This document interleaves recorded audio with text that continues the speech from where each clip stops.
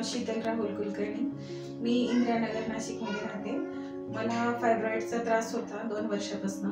मग मी महाजन सरांकडे आली. महाजन सरांना मी माझा प्रॉब्लेम सांगितला की मला खूप हेवी ब्लीड होतो, पेन होतो आणि HB लेवल वगैरे माझी डाऊन वगैरे होते.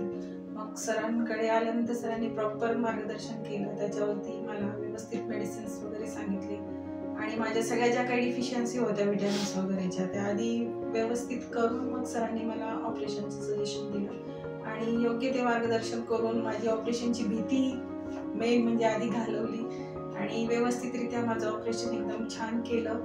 त्यानंतरही व्यवस्थित काळजी सगळ्या स्टाफनी घेतली आणि सरांनी पण योग्य मार्गदर्शन केलं. मॅडमनी खूप छान गाईड पण केलं आणि माझं ऑपरेशन छान झालं आणि आता मी एकदम छान फील करते.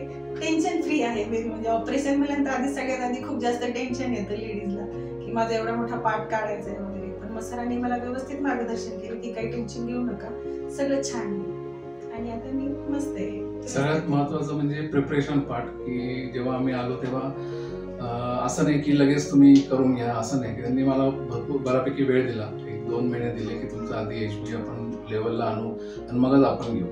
तर हे जे प्लॅनिंग आहे हे सगळ्यात इम्पॉर्टंट होतं आणि ते त्यांनी सरांनी केलं. त्यामुळे त्या 2 महिन्यामध्ये ही खूपच कम्फर्टेबल झाली आणि मग नंतर कॉन्फिडन्स वाढला की नाही आपण हे करू शकतो. नाही त्याच्या आधी त्यांना थोडंसं खूपच तिला भीती होती मनामध्ये की करावं की नाही करावं, कारण क्षणाक्षणाला त्याचे निर्णय चेंज होत होते.